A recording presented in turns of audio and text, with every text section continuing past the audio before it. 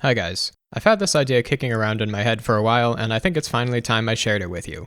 I proudly present How to Not Suck at the Digimon Card Game. This video contains a mix of general advice, specific gameplay tips, and some more abstract stuff like how to think about the game and how to have a winning mentality. And please don't think this is a video for tryhards only. There's nothing wrong with being a skilled casual. If you're looking to improve your game in any capacity, I implore you to keep watching. As usual, I have to give my disclaimer. Don't interpret anything in this video in absolute terms. There are exceptions to everything, but if I listed them all, we'd be here all day. If you're in a situation where my advice doesn't seem to help, trust your own judgment and go off script. Some parts of the game are too situation dependent to be easily generalized, so you'll get a feel for that stuff as you gain experience. There's a lot to go over, and some points overlap with others, so apologies if there's some repetition, but it's for good reason. The information is roughly laid out in descending order of importance, but I also try to group similar topics together so the video flows better. Alright, intro's over. Strap in for some mental training, it's time to get good. Matchups.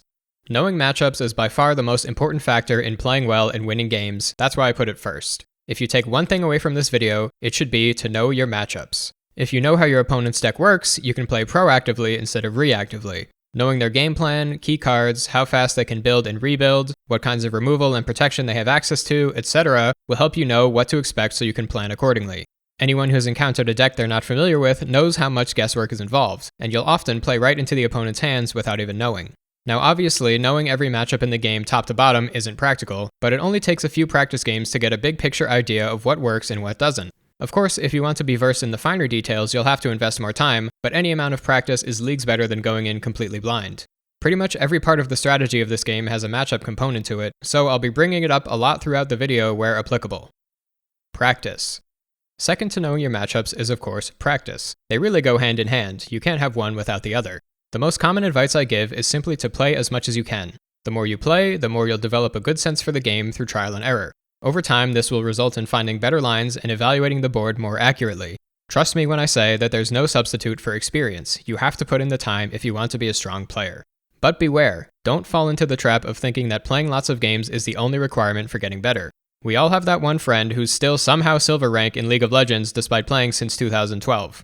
Improvement is not solely a function of how much time you dedicate to something. To truly improve, you need to be trying to improve.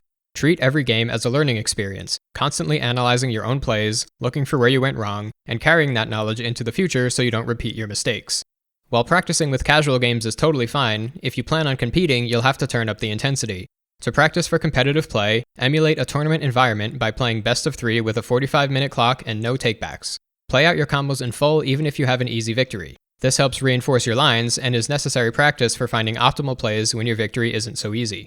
If you can, talk to others who play your deck to see if there are any wacky or unintuitive interactions you may have missed. You want to make sure you're showing up with a full toolkit. If you're practicing against someone much better than you, don't be afraid to ask for tips after or even during the game. Most of the time, they will be happy to help and their insights can greatly speed up the learning process. Never scoop. I'm gonna say something controversial yet brave. I believe that you should never scoop, especially if you're trying to get better. To scoop is to deny yourself precious experience, and frankly, it's loser behavior. Handling endgame scenarios is an important part of any player's toolkit. A player who wants to win the game will stick it out until the very end and try their hardest to find a path to victory, even if their chances are minuscule. You'll be surprised at how often a lucky draw, clutch security hit, or the opponent messing up can result in a miraculous comeback. Even if you do end up losing, you gained knowledge that you can use in the next game. Now, there is a case to be made for conceding during a tournament to save time, which is totally valid. It could even be considered optimal in some cases, as you can use it to hide information from your opponent, namely the cards in your security. However, don't use this tactic as an excuse to throw in the towel prematurely. Only consider scooping if you're so far behind that no amount of luck can save you. Board evaluation. A core part of playing the game is accurately evaluating the board state and properly assessing threats. Both processes are intermingled, but for this video, I'm defining board evaluation as figuring out how close you are to winning or losing the game, and threat assessment as the ability to see threatening pieces coming and correctly assessing which one is the biggest problem. If you often find yourself losing games seemingly out of nowhere, or if you can't seem to get your bodies to stick on the board, you probably need to work on board eval and threat assessment. Evaluating the board is very intuitive and really just comes down to basic math. If player A has enough attacks to wipe out player B's security and attack them directly, and player B doesn't have enough damage mitigation to stop it, they're in trouble.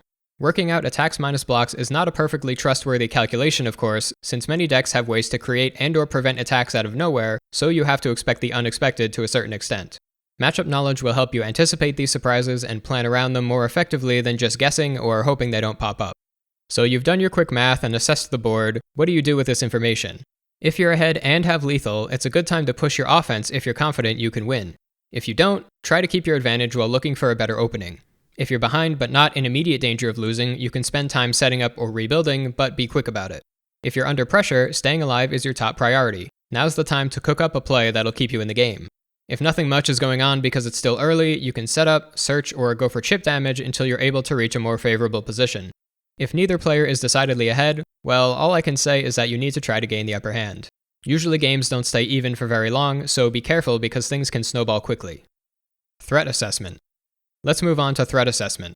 First, let's define a threat as anything that can remove your pieces, can deal lethal damage, or is hindering your ability to play the game. There are two important components to threat assessment: prediction and identification. Prediction involves taking stock of your opponent's resources, deducing their goals, and working out how far they can go given what they have. First, add up their delay options, memory gain effects, and starting memory to get an idea of how much effective memory they have to work with. Keep in mind this is a lower bound, as many decks have ways to reduce or bypass costs, or gain memory out of nowhere. With enough matchup knowledge, you can incorporate these effects into your estimation, but it will never be perfect because cards like Scrambles and the free memory options still exist that effectively print memory with no warning. Next, try to figure out what their goal is. The easiest way to do this is to imagine yourself in their shoes and assume they have all the cards they need. What would you do? Even if you don't know their deck that well, you can generalize to more broad goals like setting up or going on the offensive. The final piece is figuring out if they have sufficient resources to achieve their goal. For example, your opponent passes turn with no Digimon on board, but they have a level 4 in breeding, a memory setter, and 2 trainings. That's 7 effective memory, enough to reach level 6 while keeping turn. You think it over from their perspective and conclude that moving out and evolving is a reasonable course of action, so you prepare for a level 6 to hit the board on their next turn. Level 6s are threats because they can remove things and can deal heavy damage. Whatever you set up on your turn will be at least partially undone by their removal effect, so either sit back and play the chicken game or accept that you'll have to rebuild and take the opportunity to attack while the coast is clear. On to identification. This is the skill of accurately determining which pieces on the board need to be dealt with ASAP and which you can get away with ignoring. If you've ever looked at your opponent's boss monster and thought to yourself, if that thing sticks around, I'm going to lose, that's identification. Most of the time the biggest threat on the board is the opposing boss monster, but not always. Knowing how to recognize these exceptions is what proper identification is all about. For example, your opponent has no security left. On the board they have a level 6 with no interaction and a level 4 blocker. Your level 6 can remove a body with its when attacking effect. In this case, you would use your removal to clear the blocker, not the level 6, so that your attack is unimpeded and you win the game. That's a very simple example that ignores some other factors like the possibility of a level 7 ace, but the point remains, the real threat was the blocker. In a more complex situation, your thought process should go something like this. Do I have enough attacks to win? If yes, do I need to contend with any damage mitigation? If yes, can I remove and/or bypass enough of it to still have lethal? If not, should I switch things up and go for their boss monster instead?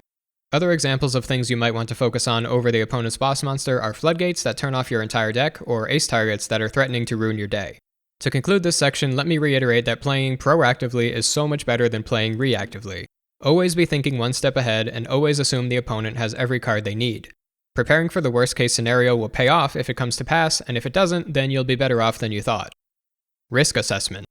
Another component of board evaluation is risk assessment.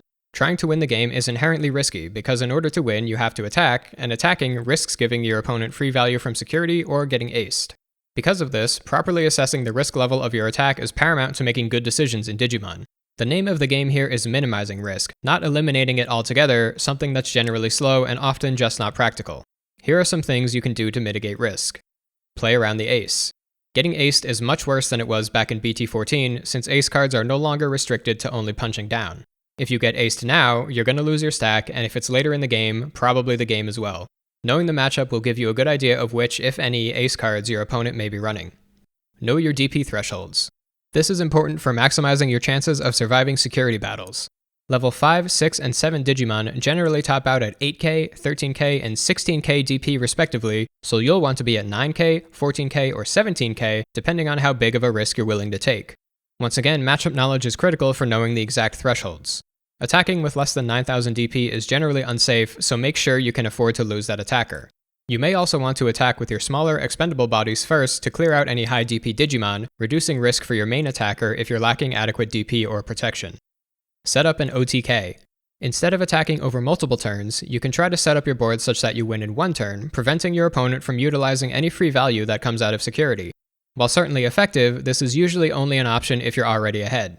The decks you'd want to try for an OTK against run lots of impactful tamers and/or delay options, which can give them enough gas to turn the game around if they're allowed another turn. To be clear, when I say OTK, I don't mean it in the strict sense of winning from 5 security, because that's actually quite difficult for most decks to pull off. I simply mean winning the game in one fell swoop, regardless of how many remaining security the opponent has.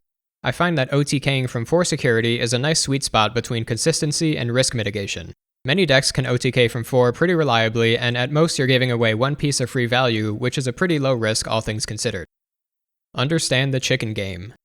In a nutshell, the chicken game is a game within the game where the first player to move out of breeding and evo into their boss monster has the first opportunity to deal big damage, but is also likely the first to get their board blown up. Unless you have protection, your board is totally vulnerable to the opponent who is still safe in breeding. They can easily take momentum back by moving out and removing your boss monster with their own. Before you raise, take stock of what resources your opponent has to predict how long your own stack can stick around. If they have some setup cards plus something in breeding, you'll usually only have a single turn to get something done, but if their breeding area is empty and their board barren, you have a nice opportunity to move out unchallenged and put them on the back foot. Hopefully I've illustrated that it's not always wise to be the first out of the gate, tempting as it may be. I'll talk more about it a bit later on, but it's an extra bad idea if you don't have the pieces to quickly rebuild. It's totally valid to stall for a turn and/or bait your opponent to come out first so you can swoop in and shoot them down right away. Don't stall for too long though, eventually someone has to do something and you don't want to be the one with less resources if you get into a clapback battle. The dynamic of the chicken game shifts considerably if one player's boss monster can mitigate or completely avoid the removal of the other. This is known in the scientific community as a bad matchup, and you'll have to find ways around it if you're on the receiving end. Aces. Using ace cards is not as simple as it may seem on the surface. A lot of new players will fire off their aces at the first opportunity, not realizing the full extent of what that entails. Believe it or not, using an ace is actually a very committal play and is just as likely to bite you in the ass as it is to save you. Let's look at what you're getting versus what you're giving. What you get: the partial or full removal of an opponent's stack, plus maybe some other bonuses like Alliance or Blocker. You also get to Digivolve for free and draw a card on the opponent's turn, but that free evo is a loan, not a gift. You'll be paying it back eventually. What you give: 3 to 5 free, guaranteed memory as soon as your ace is removed. If your ace is level 6 or 7, you're also likely giving up your normal win con because the ace is replacing that card in the stack or evolving over it. Not to say that ace cards can't win you the game, but they're generally not as efficient at it as your normal top end. As you can see, there are some serious downsides involved, so aces should be handled carefully. You want to make sure your ace seriously disrupts your opponent's momentum because once it's on the board, it's only a matter of time before the overflow taxman comes knocking.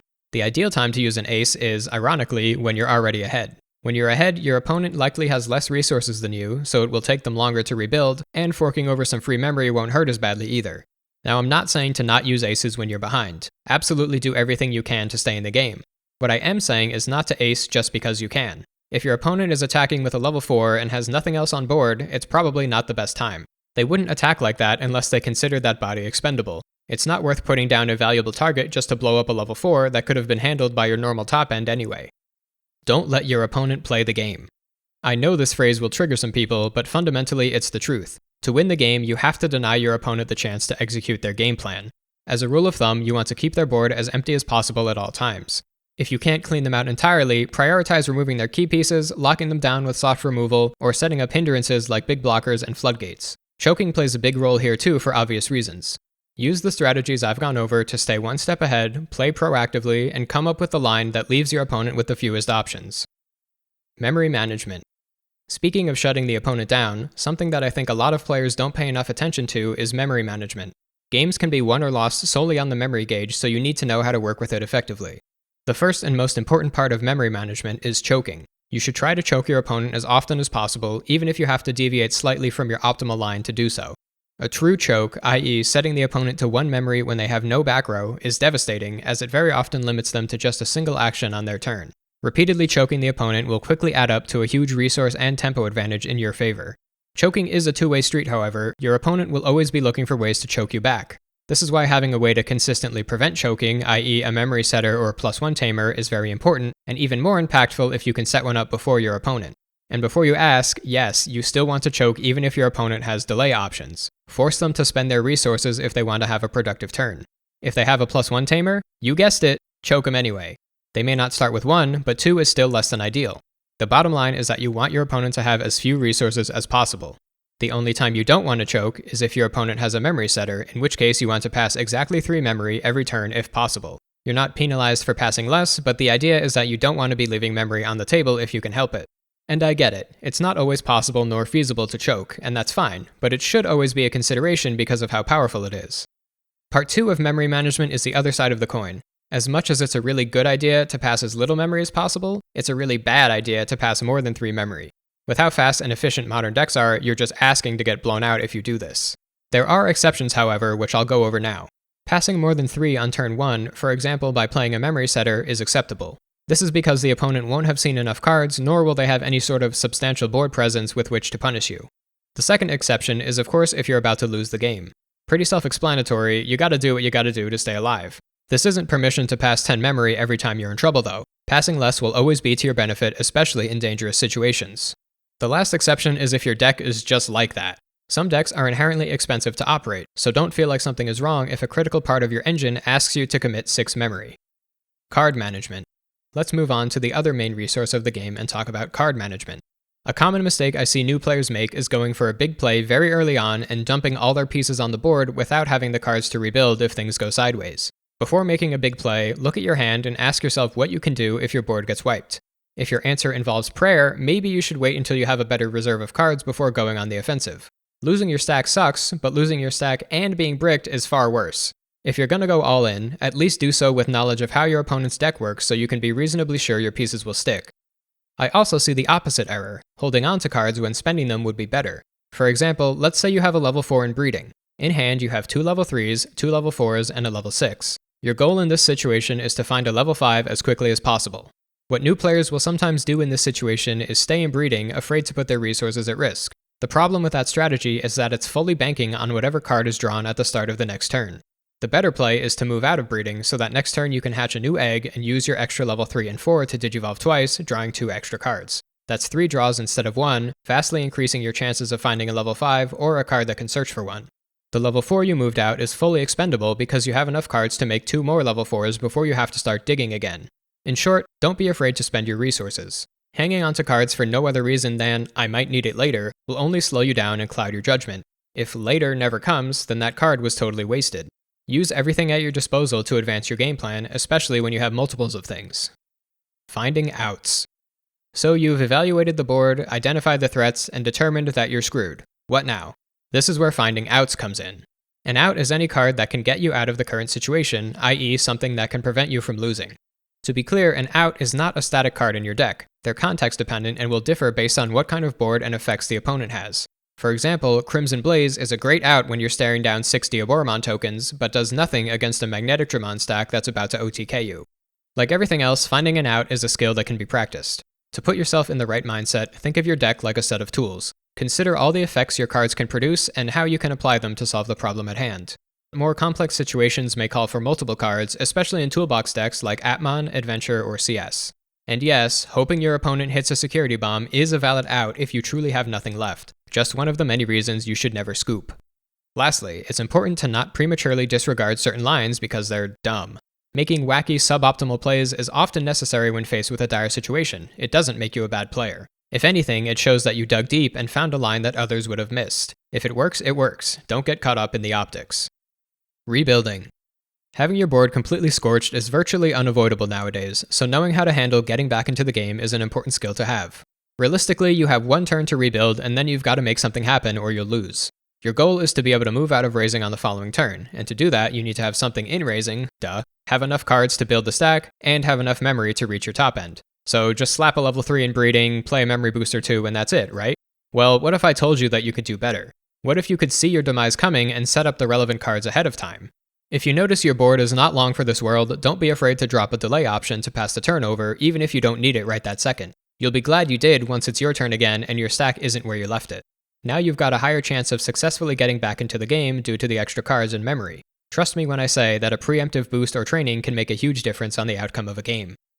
Don't be stubborn. Something I did a lot as a new player was obsess over building the perfect stack every time. You really can't afford to be stubborn like that in Digimon. Getting a slightly suboptimal stack on the board quickly is almost always more valuable than building a perfect stack slowly. Most of the time your first stack is not going to be perfect, but your second stack will very likely be better because you'll have seen a lot more cards by that point. Know when to mulligan. Knowing when to toss your hand is an important skill that will lead to more games with good starts. Most players know this already, but for the sake of completeness, here's a quick breakdown of how important each card type is in an opening hand. Level 3s have the very highest priority, followed closely by level 4s as both are needed to get going in the early turns. After that are searchers and/or tamers depending on what your deck prefers. These can be used to find more cards, for memory management, or for archetype-specific things. Then come level 5s and 6s, really you only need one or the other since you'll have time to search for whichever you don't have. Level 7s and high-cost options are detrimental to your starting hand since they're unplayable for the first few turns. With that in mind, how do you decide whether or not to mulligan? I'm not going to overcomplicate things because you only have a few seconds at the start of the game to choose, so during that time think about this. How many turns can you comfortably take before you have to dig for something? If you can go 2 turns without digging, it's a keep. After 2 turns, you'll have seen enough cards to keep yourself going. If you can only manage 1 turn, then it depends on which pieces you're missing and if you have the resources to find them in a reasonable time. A 0-turn hand is an instant mulligan. Slamming high-cost bodies and top-decking at the start of the game is not what you want to be doing. Turn order also matters a bit. Going first without a level 3 is painful, but going second without one is less risky, provided you have a way to search for one. Still not ideal of course, but easier to recover from. You may also value level 5s a bit more if you're going second, because the extra starting memory can allow you to build up in breeding. Going second also affords the luxury of keeping slightly worse hands because of the extra draw, but again, it's a small difference and in my opinion not enough of a reason on its own to elect to go second. The last tip is to simply not get greedy. It's okay to keep an okay hand. Expecting to draw a strong hand every game is a trap that will make you mulligan decent hands more often than you need to. As a quick aside, make sure you're shuffling your deck correctly. Incorrect or insufficient shuffling can lead to an unfair advantage by not thoroughly randomizing the cards. Not going to get into it here, but I'll link some videos on the theory and technique of proper shuffling. The TLDR is that if you're not mass shuffling, or riffle shuffling if you hate yourself, you're doing it wrong. Pile shuffling and Yu-Gi-Oh style shuffling are not adequate. Remember that the goal of shuffling is to randomize the cards, not to evenly distribute them. That's the opposite of random. Always hatch. This is another one that seems obvious, but I see a lot of new players forget. Unless you're playing one of a very small set of decks that utilize the breeding area in unique ways, you should always hatch on your turn. There's no downside to hatching. In fact, you can't play any option cards turn 1 unless you hatch for the color source or to fulfill the on-the-field requirement of newer options. Now you may be thinking, what's the point of hatching if I have no level 3 anyway? Because if you find a level 3 later in the turn, you can evo in breeding for a free draw and another body on your next turn. Speaking of, you should be checking your breeding area every turn before you make your play. If there's no level 3 on your egg, make sure to put one there if you can afford to do so.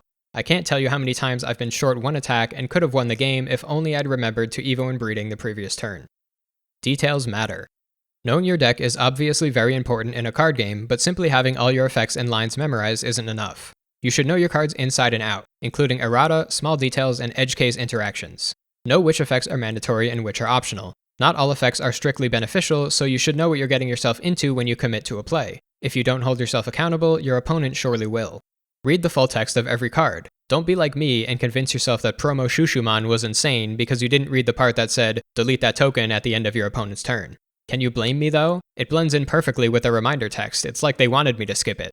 Importantly, don't misconstrue the effects of cards to yourself. For example, many players treat 0-1 Searcher as if it can't attack, but it only can't attack players. Using Searcher to attack a Digimon might be just the thing you need to get out of a tough situation, so don't deny yourself useful tools by using mental shortcuts. Take advantage of the rules when you can. For example, you can choose to evo Guilmon X over Gigimon for 1 memory even though the black box says you can do it for free. Why would you ever do this? It's a sneaky way to choke the opponent. There are many examples of small tricks like this, so be on the lookout for anything that can give you an edge. Understand hand tells. What I mean is that it's sometimes possible to deduce what cards are or are not in your opponent's hand based on their actions. For example, if your opponent hard plays a level 4 on turn 1 without digivolving and breeding, they probably don't have any level 3s. It's also possible that that's their only level 4, so you might want to go out of your way to remove it so they're still bricked even if they find a level 3 next turn. Other examples of hand tells including the opponent not grabbing a level 6 off a search, indicating they probably already have one, or staying in breeding and spamming searchers, indicating they're bricked. Check the trash. You're allowed to check your opponent's trash at any time during the game, and this is a very useful tool for predicting what your opponent is able to do. By counting how many of a specific card are in your opponent's trash, you can infer how many copies are left in their hand, deck, and security. This helps tremendously with risk assessment, even if you don't know exactly how many copies they run. This trick also works with your own deck and is even better since you know the exact quantity of each card. Check your own trash before you dig for a specific card to deduce how likely it is to show up. If you discover the chance is quite low, you're probably better off choosing a different line. Pay attention to bottom-decked cards. This is one a lot of players ignore, but you should be paying at least a little bit of attention to the cards that are sent to the bottom of the deck for both yourself and your opponent. Unless a deck has tremendous draw power or the game goes very long, cards sent to the bottom of the deck aren't showing up again. Take note of key cards that your opponent bottom decks so you know what to expect later in the match, such as level 6s and 7s, ace cards, removal options, and finishers. You should also take the time to arrange the cards you bottom deck. Yes, most of the time it doesn't matter, but doing so forces you to mentally acknowledge which cards are effectively out of play. When arranging the cards, place the pieces you're likely to need very late into the game on top. Prioritize the same types of cards I told you to look out for a second ago. Tournament tips. That's all I can think of in regards to gameplay tips. Let's talk about competition now. I'm not a tournament grinder by any means, but I've been to enough events to know what the deal is. This section will contain advice for competitive play as well as some wisdom about the mental aspect of the game. Before the event even starts, you have to choose a deck. If you're a new player going to your first event, heed this advice. Bring the deck that you're most comfortable with, not your strongest deck. If those happen to be one and the same, good for you, but I'll always advocate for experience over raw power. You'll be able to pilot a familiar deck better, faster, and more calmly than one you haven't spent as much time with. Now on to the tips. Don't leak information to your opponent. In a competitive setting, you need to have a poker face. No more saying, "Oh man, I bricked," if you draw a bad hand. If you can't perform part of an effect, for example an optional effect that lets you play a level 3 from hand but you have no level 3s, don't say, "I don't have any level 3s, say, "I'll pass on the effect." Your opponent will still probably deduce that you have no level 3s, but since the effect is optional they can't know for sure. You could be saving one for something else. Don't get tunnel vision. It can be very easy to get caught up in one line so much that you ignore simpler or better ones. Before committing to a play, try to briefly reset your brain and consider other lines to make sure you're not overthinking it. This also applies to winning the game. Always check if you have lethal before concocting a crazy plan to clear the opponent's board. It'll save you a lot of brain power in the long run, trust me.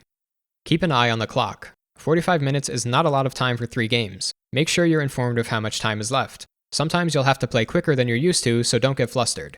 The more you prepare and practice, the more you can trust yourself in stressful situations. Double check with your opponent before making a play. Ask if they have any blockers or redirects, protection, how much DP their Digimon has, etc. You probably already learned this lesson the hard way the first time you got owned by a huge blocker you forgot about, but it's still worth mentioning. Similarly, feel free to confirm your opponent's effects for yourself if you're not familiar with their deck.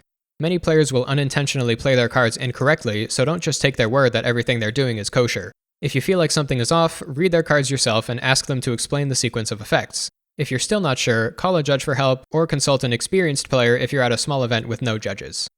Never underestimate your opponent. This should go without saying, but don't ever go into a match thinking you already have it in the bag. Luck won't always be on your side, and letting your guard down due to overconfidence is a really easy way for things to go from bad to worse. Now for some advice on the mental part of the game. Try to win the game. This probably sounds like the most obvious, idiotic advice ever, but hear me out. Obviously everybody wants to win the game, but a lot of players aren't putting in the maximum effort to win. You may have heard the phrase, play to win, don't play not to lose. If both of those sound like the same thing to you, you're exactly the player who needs to hear what I'm about to say. Playing to win means being proactive in defeating your opponent and doing everything you can to shut them down and win the game. Don't wait for your opponent to make a mistake. Force them into a position where they have no choice but to play suboptimally. If you're behind, don't panic and don't give up. Always be thinking about how you can turn the game around, even if things aren't going your way in the moment. If you're still confused, let me offer an analogy. Imagine you're at the store trying to return an item, but you don't have the receipt. The staff tells you that due to their store policy, they can't accept returns without a receipt.